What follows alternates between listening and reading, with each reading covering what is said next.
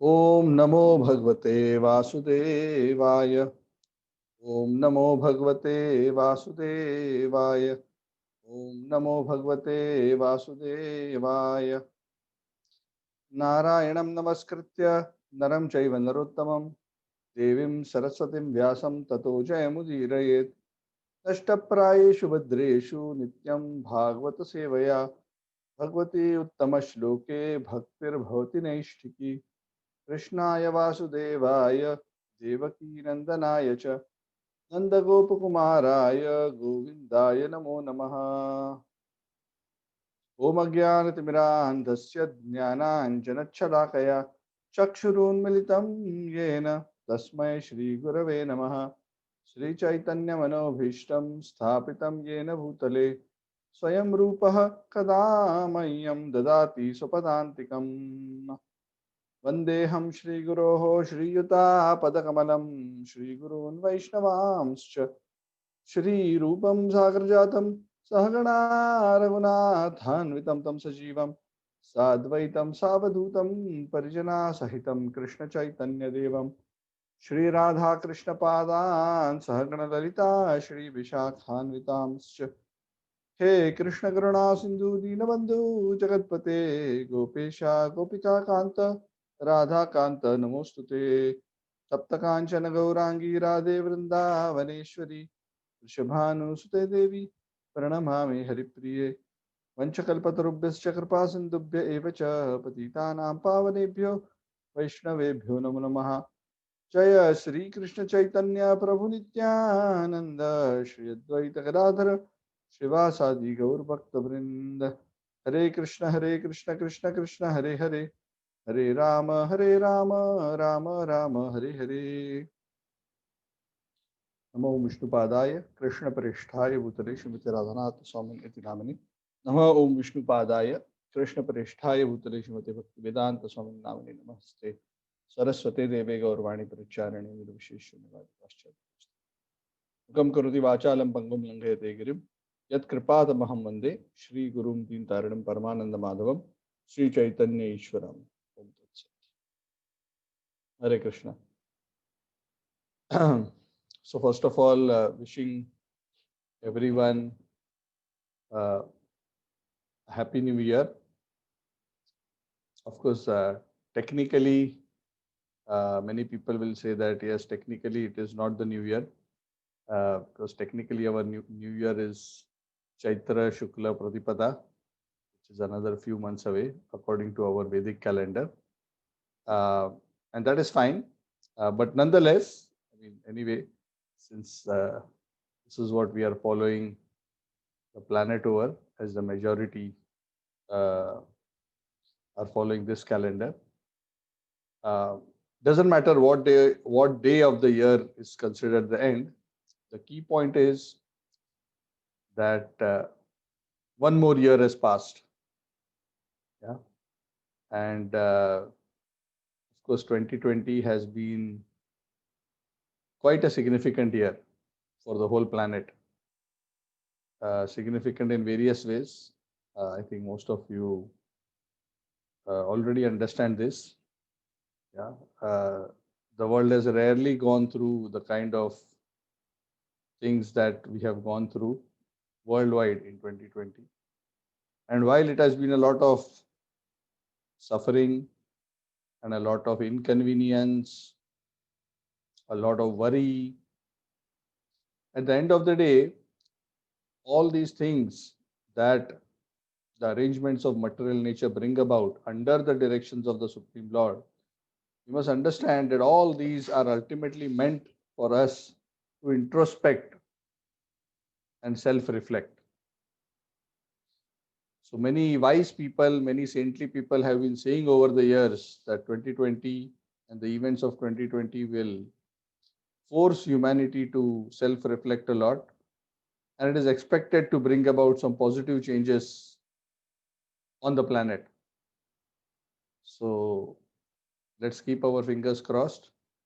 Of course, I hope all these positive changes will be very actively pursued by all of you and pushed by all of you, because you are definitely more knowledgeable than the vast masses. Krishna says, Manushyanam sahasreshu taschadhyati siddhaye.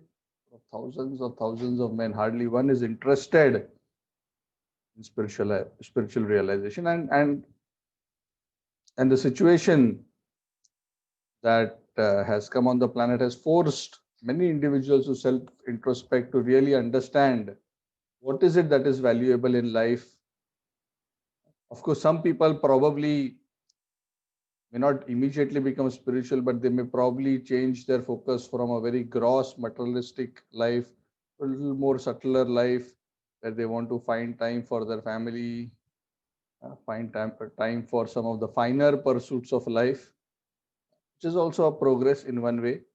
May not be fully called spiritual, but at least there is some movement from passionate modes to a little bit more sattvic modes. That is also good. But ultimately, what we hope is that all these, and this is the design of the material world, and the purpose of suffering and the shock that material nature gives us is actually so that we give a very hard look at ourselves and the path that we have been taking in life, and really deeply reflect on whether this is the right path to tread for our life, and is this the path that will actually give us the real happiness, the real peace that we all have been looking for. So we hope a lot of reflection has happened in all of your lives also, and we are also very fortunate. We are not just left to speculation on what is of valuable in life. We are directly, simultaneously receiving the blessings of the Supreme Lord in the form of the Gita and Bhagavad, which is giving us straight on a platter, nicely served out. We don't even have to go shopping. Krishna, by his arrangement through the parampara, the Gita and the Bhagavad is being served to us on a golden plate with all the conclusions. All we have to do is honestly self-introspect, and then we'll see how our experiences are actually, if you're honest enough and humble enough, we'll see how our experiences are actually tallying with what the scriptures are presenting. And if they are not yet telling, then continue to practice spiritual life. Soon they will start telling. Why they don't tell? Because sometimes we're in so much ignorance that we fail to see the truth, and we think the falsehood is the truth. We think we are enjoying when we are suffering. That's why many people wonder, oh, what is Krishna talking about? Why is painting such a pessimistic picture of the material world? It's so good, it's so wonderful, it's so exciting. So anyway, that means there is still some more work to be done. But never mind, Krishna says, everybody is moving in the direction of the Lord gradually. And this whole material universe is like a big school. And the school of hard knocks, where lessons are taught, like what we said the last time. Where you are, you have to figure out your way by, of course, there are two ways to figure out the way. One is we just accept the Lord's version and follow it. That is the best way. But unfortunately, the vast majority doesn't do that.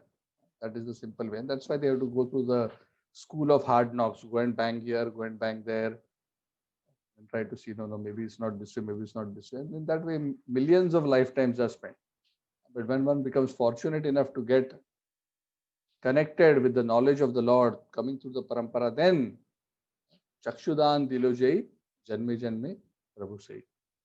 Of course, this particular topic of the Guru and transcendental knowledge from the Guru, on Wednesday we'll be discussing in great detail, 4.34. So that's a very, very key verse where the Lord extols the significance of approaching the spiritual master for deliverance from material existence.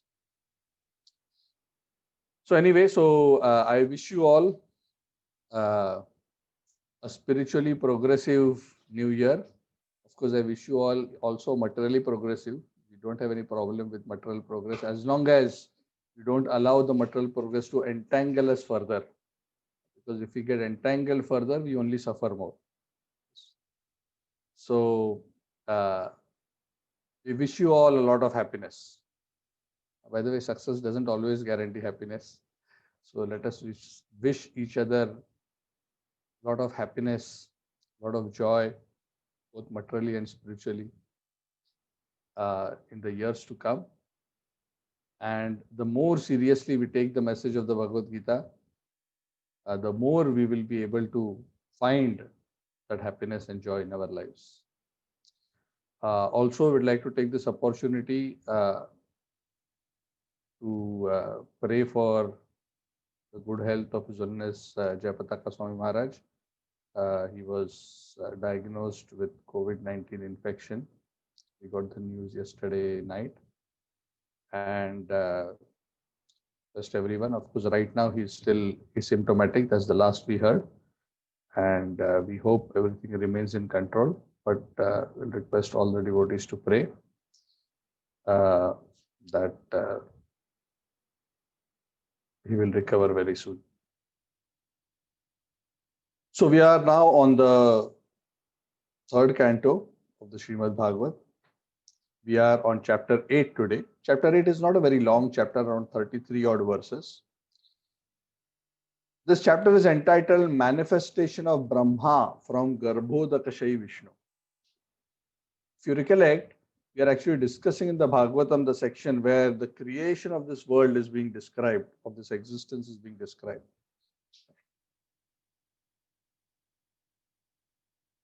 Maitreya Muni is having this conversation with Vidura. And he has already in the preceding chapters described how the primary creation was effected by the Lord.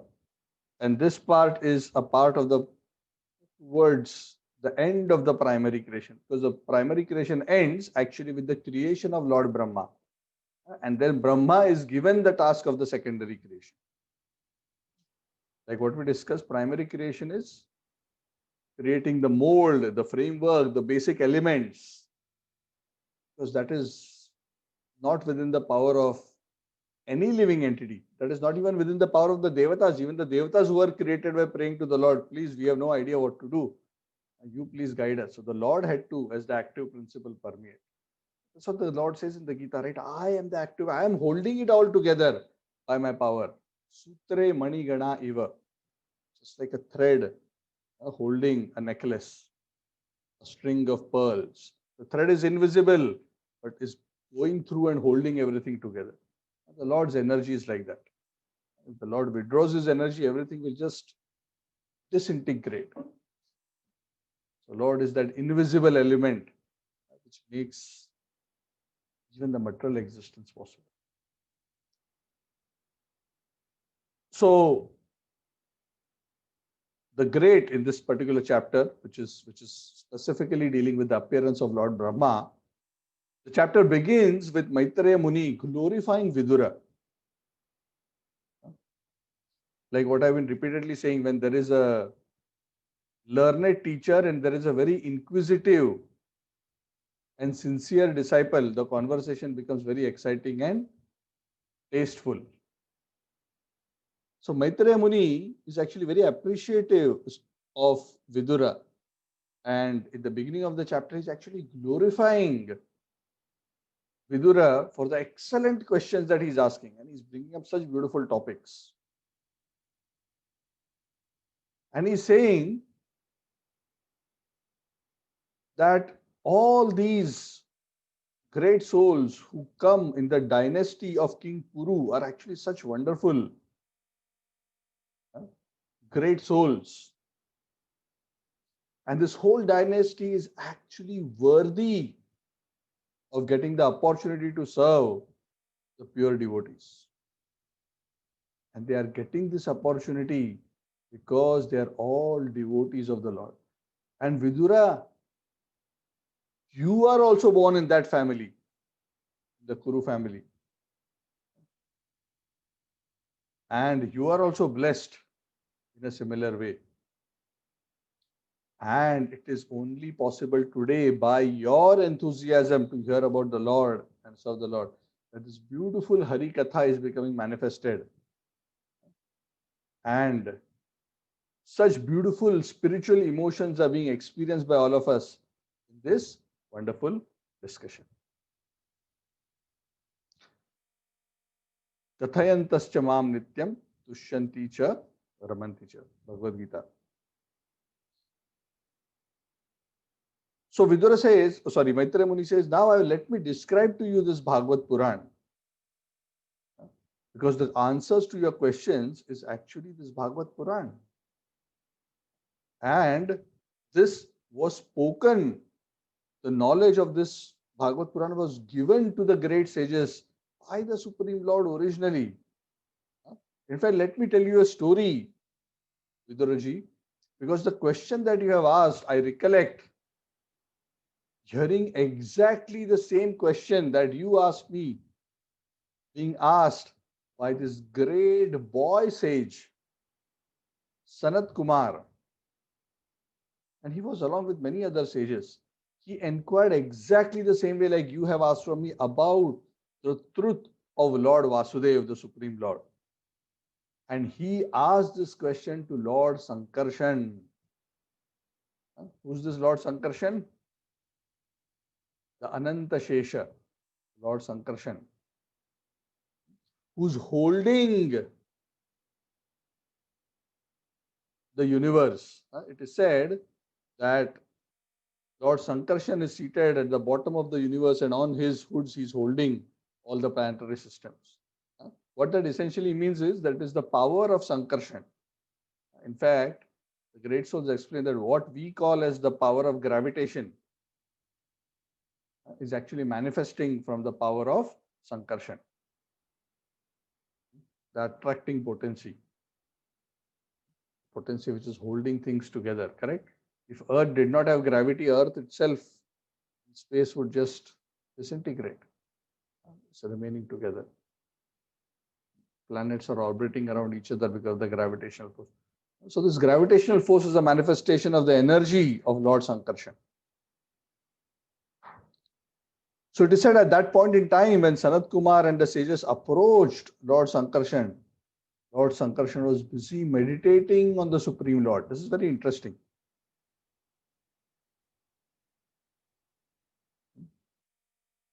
The Lord himself has many forms. Actually, Lord Sankarshan is also a form of the Lord. But it's very interesting in the scriptures that those forms of the Lords which are parts of the plenary portions of the Lord, they meditate on the more complete forms of the Lord. It's very interesting. There are so many incarnations of the Lord. Ete chamsha kalaha pumsaha. Some of these forms are kala, some are amshaha. Some are plenary expansions or partial expansions, and some are just amshas of the Lord. Krishnastu Bhagavan Swayam. But there are so many expansions and expansions of the expansions and expansions of the expansions. Correct? Garbhodakshay Vishnu comes from, actually Shirodakshay Vishnu comes from Garbhodakshay Vishnu. Garbhodakshay Vishnu comes from Mahavishnu. Mahavishnu comes from the Chaturvyas, Sankarshan, and so on and so forth. And they meditate on higher. They come from Narayan. Narayan comes from so on and so forth. Ultimately, the original personality of Godhead is Lord Krishna. Ete chamsha kalah pumsa Krishna Bhagavan Swayam. This is not my opinion. This is what Bhagavad says. This is not the opinion of a society, of a guru, of an individual. This is what scripture says. Krishna tu Bhagavan Swayam. But Krishna is not just an incarnation or part of God. Krishna is the original Supreme Lord himself. That's why in Chaitanya Charitamrita there's a very beautiful verse.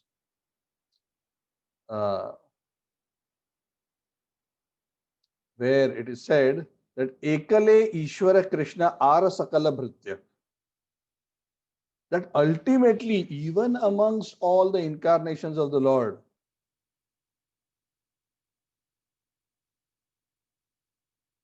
amongst all the incarnations of the Lord, all other incarnations, even though they are God's incarnation, even though they are God, they still have a mood of service towards the original personality of God. This is very interesting.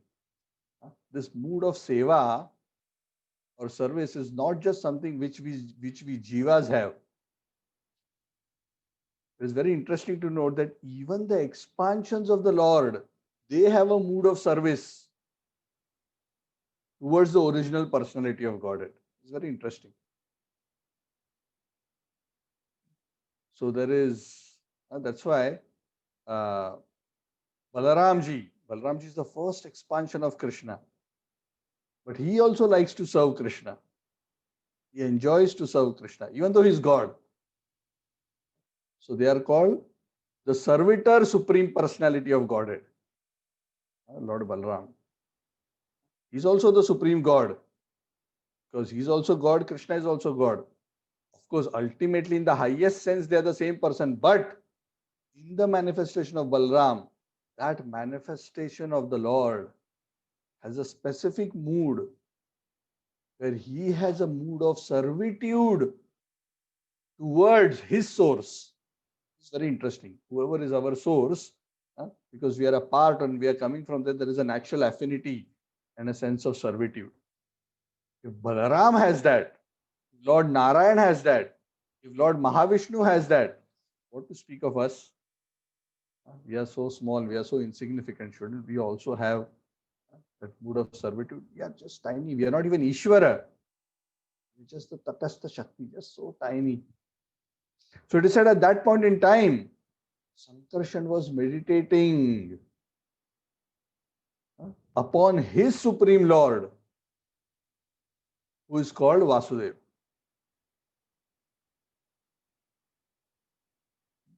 But even as he was meditating, when he saw that the sages had come, he half opened his eyes and he began to speak.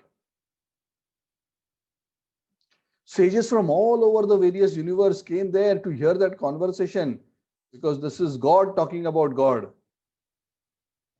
One form of the Lord talking about his Lord, who's also Lord. Very interesting. By the way, in case you do not know, I'll just mention this to you, in case you do not know. You all have heard of Ramayana, isn't it? Do you know Ram, Lakshman, Bharat, and Shatrughna? 4 of them, right? We all talk about Ram as the incarnation of God, Ram as the incarnation of the Lord. Do you know all 4 of them are incarnation of the Lord? All 4 of them. Lord Ram is God, Lakshman is God, Bharat is God, Shatrughna is God. Then you will say, why Ram is special amongst them? Because he's a bigger manifestation of God. He's Vasudeva. Then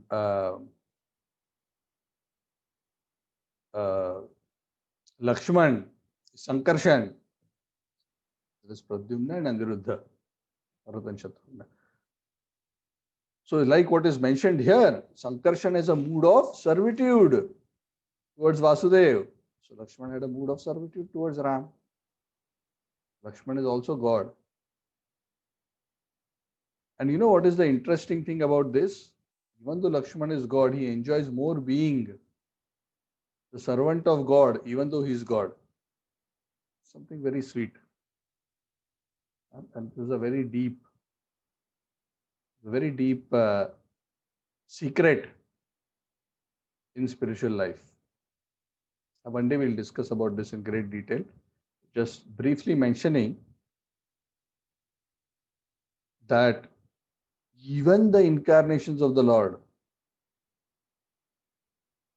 like to take a mood of servitude towards the original personality of God. So how much more we must be eager to take a mood of servitude. So anyway, continuing on,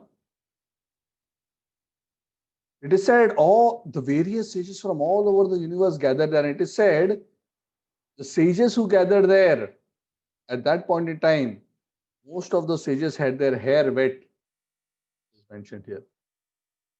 Hair wet with the water of the Ganges. Very interesting thing mentioned. One will wonder why that is mentioned, that their hair was wet. Not just because they had taken a bath and come. For a very specific mention of wet with the water of the Ganges is mentioned. And Prabhupada explains that the reason the hair of the sages was wet is because many of these great sages know the art, the mystic art, of entering a river at one point at one place, in one point in the course of the river, and through a mystic process immediately appearing somewhere else. Suddenly. They use the river, some subtle aspect of the river, like in Star Trek they had this, what they call it, phaser or something like that, right? You disappear from one place and you appear in another place. Whatever that is called, I don't remember. So you disappear from one place, you appear in another place. So they used some kind of a channel through the river to actually achieve that. And the wonderful thing about Ganga is the only river which flows all across the universe, right from the covering of the universe, all the way up to Ganga Sagar, which is on the eastern coast of India. Ganga is flowing. So sages often, to even travel across the various planets, they use the Ganga. So all these sages, when they found out that this beautiful conversation is happening between Sanat Kumar and Lord Sankarshan, many of them from different places, they took the dip at their respective places along the Ganges where they were there, and they immediately appeared in the Ganges at that place where this conversation was happening. That's why their hair was wet, because they appeared from there. And this actually happens many places. I mean, and this is not just about ancient times. Even up to today, it is said many sages, when it is Kumbh Mela, many sages directly just appear in the middle of the river and take their bath. Or they take a dip in the middle of the river and just disappear. And many have witnessed things like this. So there are still many advanced sages who know this kind of a technology. And Prabhupada would often mention these kind of things. Of course, these things are not essential for spiritual realizations, but in olden times, they didn't use planes and other things. They used this subtle technology for quick travel. So anyway, so this is what is mentioned. The sages from the highest planets down to the lower region, they came there through the water of the Ganges, and that is why the hair on their heads was wet. They touched the lotus feet of the Lord Sankarshan, which are actually worshipped by the devotees. So the four Kumaras, they are headed by Sanat Kumaras. I hope you know who, the four Kumaras: Sanat, Sanatan, Sanaka, and Sanandan. Four. These four Kumaras, externally they look like 5-year-old boys. They are clothed only by the directions, which means they don't wear clothes. And they are actually empowered incarnations of the Lord in spiritual knowledge. In fact, they are direct sons of Lord Brahma. Lord Brahma had created them from his mind, and he wanted them to procreate and populate the universe. But these four children that Brahma produced, they were so detached and advanced in spiritual understanding that they refused Lord Brahma. They said, no, please don't put us into all these things. We just want to focus on spiritual life. We're not interested in this family business. So Brahma was quite disappointed with them. Not for any other reason, because it was his service to help the Lord to populate the universe. So then anyway, he went elsewhere and he achieved the objective through other Prajapatis. But these four sages, since the time of creation, they have chosen willfully to remain 5-year-old boys. They don't grow beyond that. And they travel all over the universe like that. But they are very, very great advanced spiritualists. The Kumaras are also considered perfected Bhagavatas. They are amongst the Mahajanas.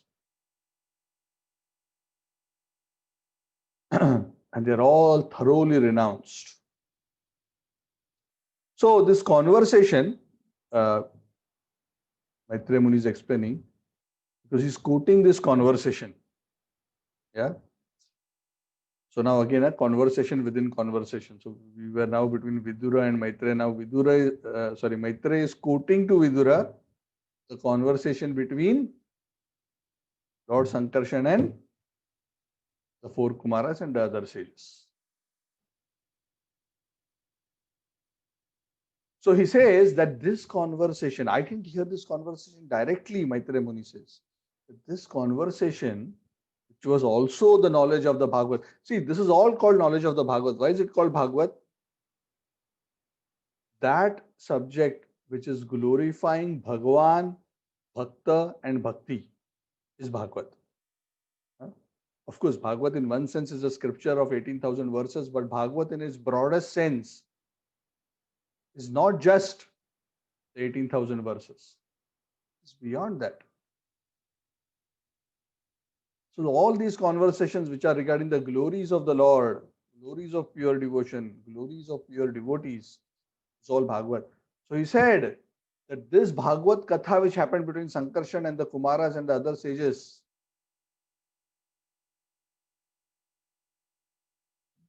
was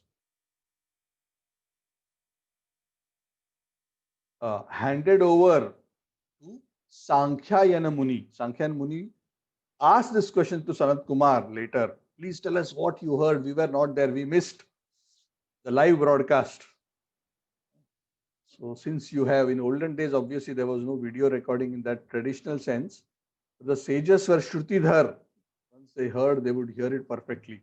They would remember it perfectly. So they repeated it to Sankhya Muni. So once this Sankhya Muni, who was a very, very spiritually advanced soul, he was describing this knowledge of the Bhagavad to some sages, and it so happened that Parashar Muni and Brihaspati happened to hear it. And who's this Parashar Muni? This Parashar Muni is the spiritual master of Maitreya.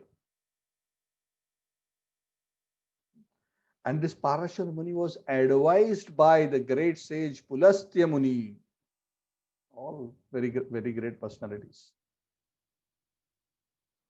To instruct me in the knowledge of the Puranas. There's some background story about Pulastya Muni, but I'll not go into that today. It's mentioned in the purport, so you all can go and read. Pulastya Muni was given a special blessing to compile some Puranas because of a special pastime where he exhibited extraordinary forgiveness. And then Maitreya Muni says that this conversation I learned from my Guru Parashar at the request of Pulastya, and now I am narrating this same knowledge to you.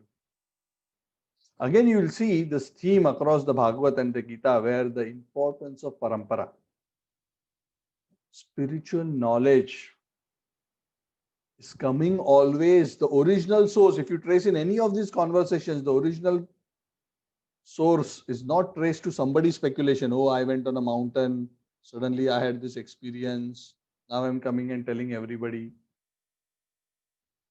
Yes, maybe somebody had some wonderful experience on a mountain or on a cave or on a river or whatever.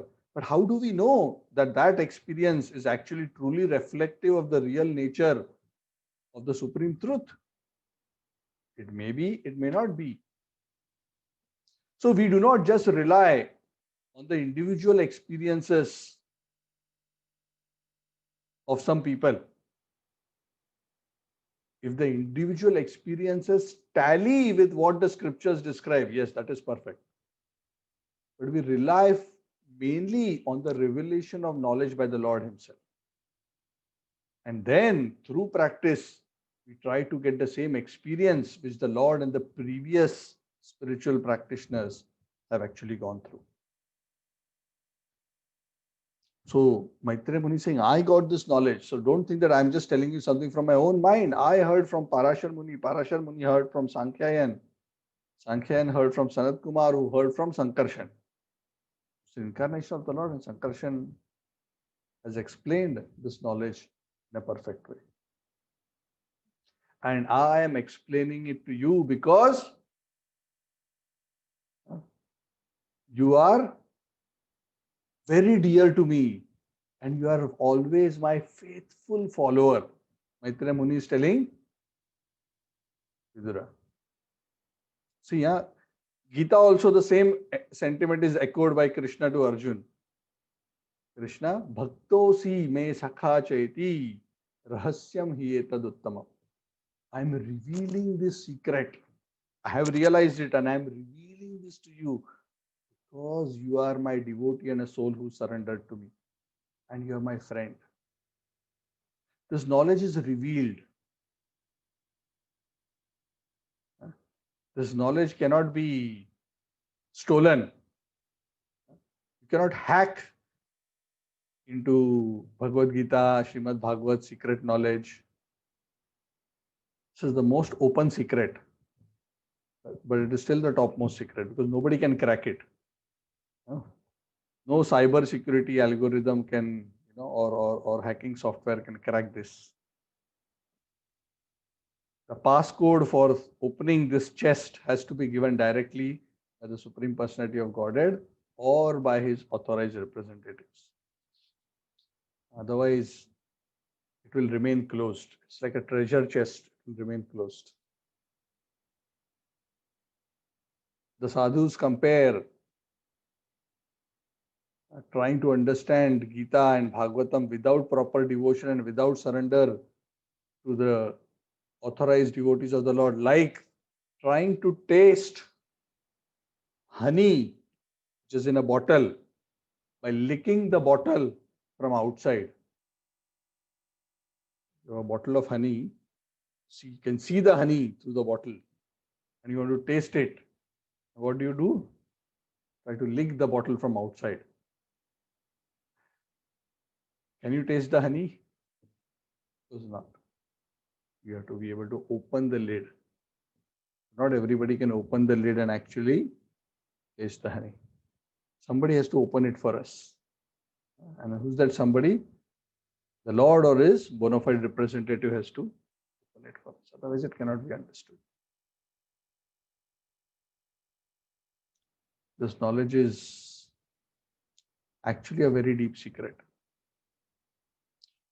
That is why, like it is being explained here in this verse and also like it is explained in many other scriptures, we always say that while we are reading scriptures and Bhagavad in the association of devotees, of course, this is a very important aspect of understanding.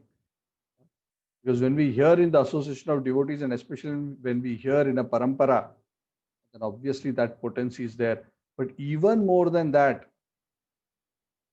this knowledge can be digested and understood when we receive the blessings of the Lord and the devotees. And we receive that blessings when we humbly render service to the Lord and his devotees. And that is why it has always been the experience of devotees across all generations since time immemorial. The more we render service to the Lord and the devotees selflessly, the more spiritual knowledge becomes digested and realized. That is the process. Just like when we eat something very heavy, we also have to, after the meal, eat some digestives to help digest it. It's heavy. Otherwise, what happens? Indigestion. The stomach will bloat up. There will not be much absorption. So we don't want that in spiritual life. We don't want to just gather information. We are not here just to quote shlokas. We want transformation, not just information. Transformation comes when the knowledge is assimilated and digested. Initially intellectually and eventually spiritually realized. Sevon mokhiye hi jivvadahu swayam eva sfuratyadaha. When we begin by serving the Lord through the process of hearing, chanting, and so many other processes, then that knowledge is eventually realized. Sevon mokhiye hi jivvadahu. And there are many verses that speak about this. This is just one thing which just came to my mind, but there are many, many verses. So this is also a very important point. And we'll be discussing about this on Wednesday even a bit more. So he says, yes, I am explaining to you. And then he starts explaining. And now the rest of this chapter is essentially explaining the process of how Garbhodakshay Vishnu manifests and creates Lord Brahma. So it is the scene that is described is that of Garbhodakshay Vishnu. Garbhodakshay Vishnu, if you remember, from Mahavishnu's body, so many universes come out like bubbles on the pores of his skin. Brahma under, the egg of Brahma. But Brahma hasn't been created. Initially, only the egg is created. It's like a shell. Inside the shell, the Lord himself enters as Garbhodakshay Vishnu. And then he fills most of the under with the Garbha Udaka, the water which emanates from his body, like a perspiration. So the Lord lies there on that perspiration, the Garbha Udaka, lying down on the great snake Ananta. And he's like again half asleep. By his, the Lord's sleep is not like our sleep. It is not in the mode of ignorance. We are in Tamogun when we are asleep. Krishna is not like that. He's in Yoga Nidra. The Lord's sleep is called Yoga Nidra. The Lord is fully aware of everything, even though he's half asleep. So we cannot do all these things. So it is said, even though the Lord was half asleep, still his eyes were not fully closed.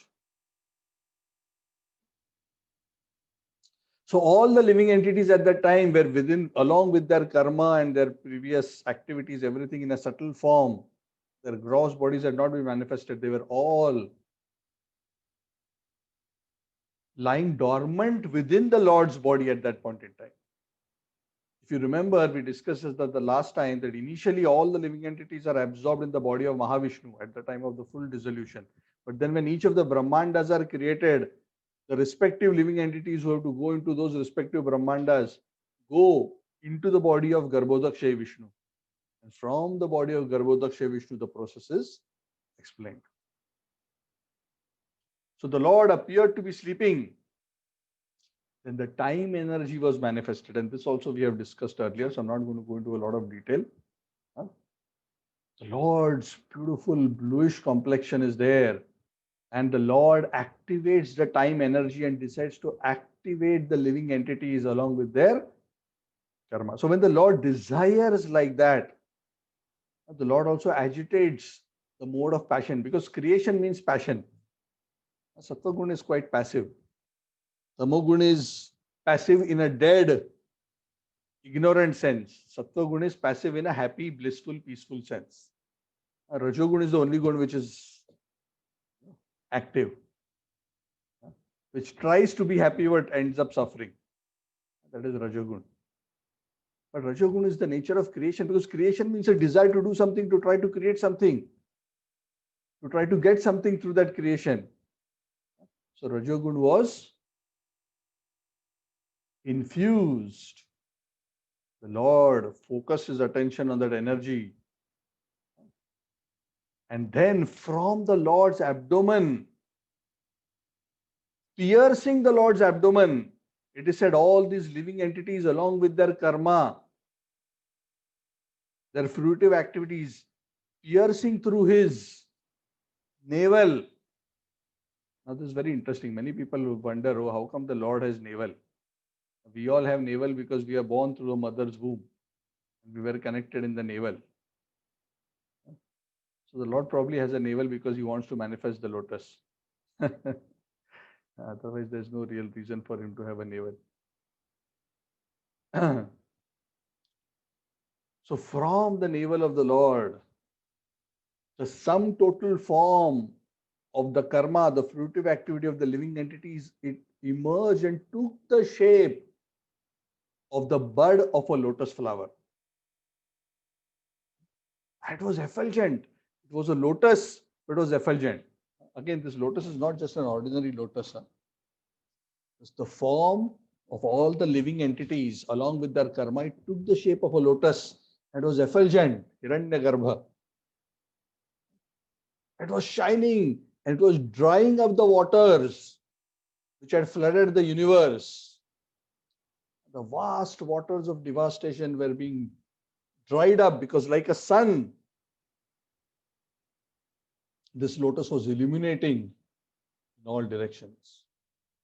And then, as was described earlier, the Lord personally, to make it possible for creation to continue, the Lord personally entered into this. Because this manifestation of the lotus is itself the manifestation of what we discussed earlier as the Virata Rupa of the Lord. All the elements are there, the living entities are there, the Kala Shakti is there.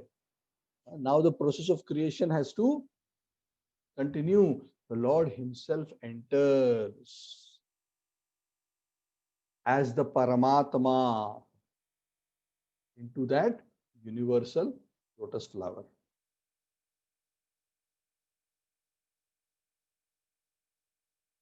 After all this was done, it is said that on the whole of that lotus flower, whole means the center part, there's the petals and there's the whole in the center. From the whole of the lotus flower, Brahma was born. How was he born? Did Lord Garbhodaksha Vishnu have to call Lakshmi and take her help to produce Brahma? No. Lord Brahma is called Swayambhu. Why? Because he's not born in the ordinary way. He just appeared by the Lord's wish, just created. And he was not born like a baby first and then slowly grew up, drinking milk and then, wearing diapers. No, no. Neither Lord Brahma nor any of the devatas have to go through this kind of a situation. This is more a earth phenomenon. So Brahmaji appeared. And he appeared on the top of the lotus. And after he appeared, he himself was looking in all directions. He had 4 heads and he was looking in all directions. He was trying to figure out where I've come from. Because there's this huge lotus-like figure. He's on the top. He's created. He has no idea. He could not understand either the lotus or even himself. He did not understand where I am come from. Who am I? And this process itself takes a long time.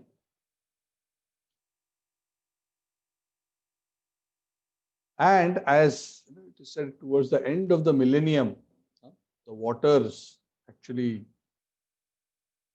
it is said, there were huge waves in the water of the Garbhodak ocean. And Brahmaji was confused. He was trying to understand, who am I? Where have I come from?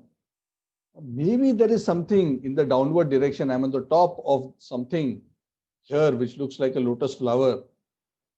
Probably he didn't even know what is a lotus at that point in time. Because he was just born. He couldn't understand. So he said, maybe there is something from where this lotus is emanating. This flower is emanating.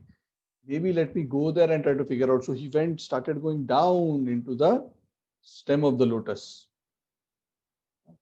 So that channel, he started going down, all the way closer and closer to the navel of Lord Vishnu, but he never could reach quite the end. After going down for a long distance, he finally gave up. Came near the navel, but he gave up. He said, no, I cannot figure out the end of this. So huge and so unlimited. Then he again came back at the top of the lotus flower. Then He was given the intelligence. The Lord inspired him in his heart to perform tapasya, tapaha.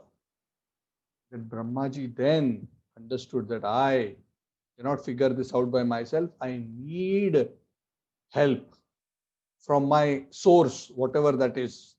Somebody has created me. I have no idea who, but I can sense that there is some very great unlimited power. And that unlimited power is revealed to me now that I must follow this spiritual penance. So he did it. For 100 years, he did meditation.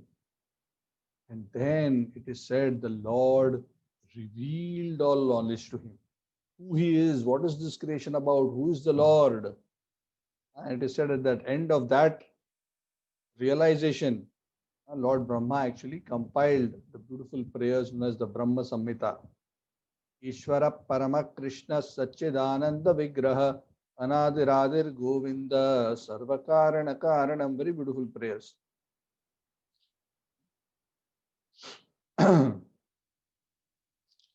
So, it is said Brahmaji performed tapasya for 100 years. The 1000 year reference was actually more from the point of the universe being manifested to the point of the creation of Brahma. So Brahmaji performed tapasya for 100 celestial years. Then he got this knowledge. And if you remember earlier, there was this beautiful meeting between Brahma and the Supreme Lord. Remember, we have discussed this a little bit in some of the earlier chapters. That all those details are not mentioned here, but literally the Lord came face to face with Brahma and they shook hands. So it was pre-COVID time, so you can shake hand. No mask was there, nothing was there. No CMCO. Only the Lord and Brahma were there. So the Lord shook hands with Brahma because Brahma has a mood of friendship, the Sakhyaras towards the Lord. And Brahmaji, when he saw the Lord, the beauty of the Lord and the beauty of the form of the Lord is described in this chapter. Brahma saw that on the waters, the Garbhodak ocean, there was a gigantic white bed. But that bed was not made of the normal foam or cotton that we use, the mattress that we use. It was the coils of Ananta Shesha. The white coils of Ananta Shesha beautifully made a wonderful resting place, gigantic, wonderful resting place. And the Lord was lying on it alone. And Ananta Shesha, with his hundreds of hoods, he was covering the Lord like an umbrella. And on each of the hoods of Ananta Shesha, there were so many jewels. And these jewels were illuminating all directions. And not only was there illumination from the jewels on the head of Ananta Shesha, but the transcendental body of the Lord. So beautiful.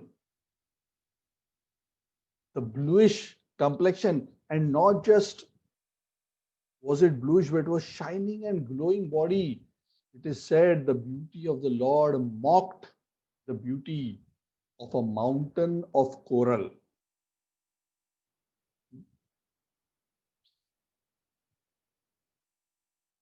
The yellow, a coral mountain, the comparison is given, a coral mountain may appear to be beautifully dressed by the blue sky, but the Lord was covered by a yellow cloth. His beauty was even better.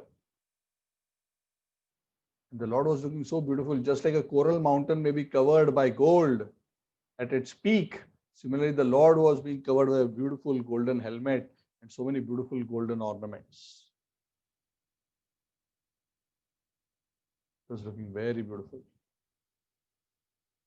And so many flowers, the Vaijayanti Mala, which were decorating the Lord's neck, were like beautiful flowers and trees on that coral mountain.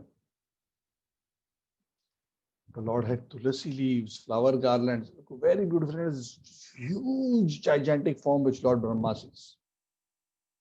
He couldn't estimate its size. It looked practically unlimited in length and breadth. It covered the whole three planetary systems. The body was self-effulgent. Lord doesn't need electricity to light up any place. In fact, in the Bhagavad Gita, Lord Krishna, when he's describing the spiritual world, Krishna says to Arjun, Na tadbhasate suryo na shashanko na pavakaha yad gatva na nivartante tadhamam paramam mama. That supreme abode of mine, O Arjuna, is not lighted by the sun or fire or electricity. So does it mean it is dark? No. It is fully luminous. How? Because the Lord's body itself is spiritually luminous. In fact, the Lord's body is the source of the Brahma Jyoti, which is the unlimited light spreading in all directions. The Lord is himself the source of all light. So it was looking very beautiful, and Brahmaji was so amazed to see that beautiful form, that very wonderful, amazing form of the Lord, covered in the yellow pitambar, covered in these beautiful ornaments, beautiful helmet, beautiful Vaijayanti Mala garlands, beautiful Tulsi at his lotus feet. And not only that, the Lord, even as he was half asleep, his eyes were slightly open. He was beautifully smiling. And it is said that it is that beautiful smile of the Lord which all the devotees are always hankering to see. Because when they see that smile of the Lord even once, it takes away all the distress from the lives of the devotees. This is the aspiration of all the devotees. Just get Krishna to smile at them once.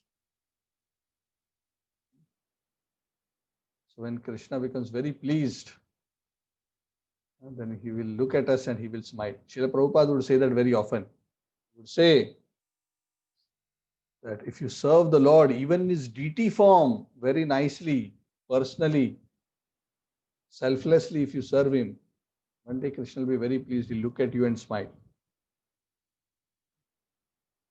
That is the perfection for the devotee. Because at the end of the day, the Lord's devotees, their perfection is to please the Lord, to serve the Lord, to see a smile on his face. So they said that smile is so beautiful.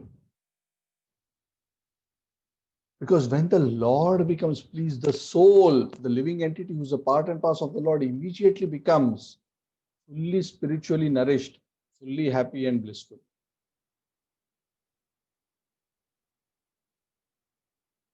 So this was a very, very beautiful sight. It is said the reflection of the Lord's face, which was decorated with earrings. Where was the reflection? Probably on the Garbhodaksh ocean. It was very beautiful because the Lord's earrings were being reflected from his beautiful face. And also his lips were reddish. There were rays of effulgence emanating from them. And they said his nose was so beautiful, his eyebrows were so beautiful. Each and every part of the Lord's body was beautiful. And the description continues that how the Lord was beautiful, not just in his face, but he was wearing a wonderful yellow colored cloth. The color of the cloth that the Lord wears, we may be wondering what is the shade. Some say yellow, some say saffron, some say reddish, whatever different colors people say. But what is the exact shade that the Lord wears? So the Bhagavad says, so this is given in verse 28, that the Lord's cloth resembles the color of the saffron colored dust on the kadamba flower. Okay, so now to understand what is that shade, you have to Google, see kadamba flower and see how the kadamba flower saffron colored dust looks like. Then you will understand. That is the exact shade of the Lord's cloth. That is what he eternally likes to wear. Pitambara. That is the Pitambara that he wears. And do you know, the Lord also wears a belt. Of course, some of us wear the belt because, for different reasons, so that the pant can remain in its place. The Lord wears it as a decorative ornament. Beautiful waist belt, made of gold and jewels. And on the chest of the Lord is the beautiful Shrivatsa marking, which represents Goddess Lakshmi. And it has a very unlimitedly valuable necklace. And this Lord is the ultimate shelter of everyone. The shelter of Chara Achara, the moving and non-moving living entities. And he's sleeping on Anantashesha, who's like his friend and servant. So it's a very, very beautiful sight. So if you can imagine this, it's a very, very beautiful sight. In fact, the hoods of Anantashesha not only have jewels which are sparkling, but there is a helmet on each and every hood of Anantashesha. So Lord Brahma was looking at this beautiful sight like a huge mountain. The comparison like what we just described to a beautiful coral mountain. Looking at this beautiful form. And he could get this darshan. He couldn't get this darshan earlier when he was created. This darshan was revealed to him after 100 celestial years of tapasya. So please do not think that Brahma and others get very easy access to the Lord. They also go through lot of seva, tapa, to actually get this kind of darshan of the Lord. So when Lord Brahma saw the Lord like that, he saw the beautiful garland on his chest. He started glorifying him with many, many beautiful songs. In fact, the glorification that he did actually is the Brahma Samhita. It's not mentioned here in the Bhagavad directly, but it is said that he started glorifying him, the Brahma. Unfortunately, we do not have all those shlokas. It is said that when Brahma compiled this beautiful glorification of the Lord, that particular book, the Brahma Samhita, had 100 chapters. Unfortunately, out of those 100 chapters, only, if I'm not wrong, as far as I remember correctly, only one chapter, which I think is the 51st chapter. This is my faint remembrance. If I'm mistaken, please forgive me, but only one chapter is available to us. And that chapter was preserved and kept in South India in the temple of Adi Keshava. And Lord Chaitanya, when he traveled to South India, he visited this temple. When he saw this chapter of the Brahma Samhita being recited to Lord Adi Keshava, it's a beautiful reclining form of the Lord. I have visited there 20-30 years ago. Beautiful lying down form of the Lord, Ananta Shesha. So he got a copy of the Brahma Samhita made. That is how the Brahma Samhita has become accessible to us. So that is that particular chapter which we have. It's not the entire Brahma Samhita. We don't even have it. It's probably lost, at least for the vast majority of the mankind.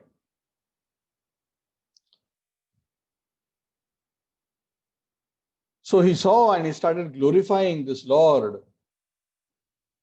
And he could see that the Sudarshan Chakra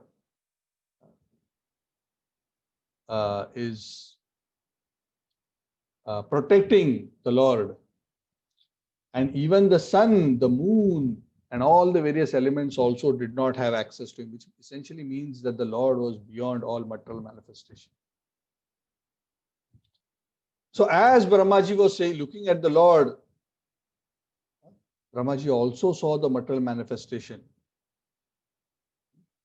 He saw how the lotus is actually coming from the navel of Lord, who's like, the navel is compared to a lake, because there was some water from the Garbhoda cushion there, and the lotus is coming from there, compared to a lake. And he saw how all the waters, Garbhoda cushion was also drying up, so that creation can now take place. So as Brahma was created and as knowledge was given, the Lord was creating the right situation for Brahma now take over the process of creation. So Brahmaji was infused with the mode of passion to perform his seva of creation. So Brahmaji developed the desire to create. After seeing that the Lord had created the necessary framework and facility. And then actually Brahmaji started offering beautiful prayers. So some of the prayers are explained in the Bhagavatam and we'll be discussing them in the subsequent chapter as well. But there are some specific prayers which he says in terms of the creation process also. So that brings us to the end of the 10th chapter, the 8th chapter of the 3rd canto. This is entitled Manifestation of Brahma from Garbhodakshay Vishnu. Thank you very much. Srimad Bhagavatam ki jai. So Amit just mentioned it was not the 51st chapter, it was the 5th chapter. Thank you for mentioning that. 5th chapter of the Brahma Samhita is what we know, Ishvara Parama Krishna. Okay, so sorry, I was hoping that I will complete this chapter sooner, but looks like we used up this 8 minutes past 10 right now. So are there any questions or comments?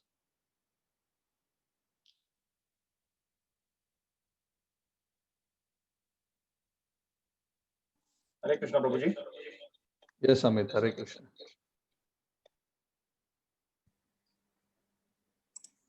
Yes, Prabhuji. So the life of Brahmaji is 100 years, but it was mentioned here that Brahmaji did tapa for 100 years. So I mean, are these different calculations? Yeah. This 100 years are different from his 100 years. I think this is referring to the 100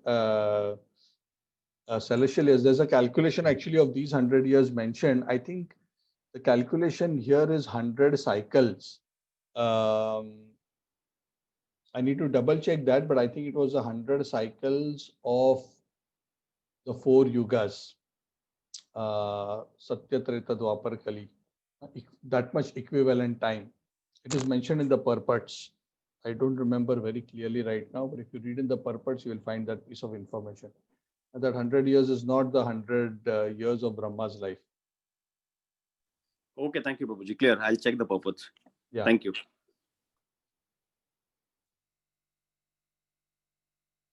Anything else?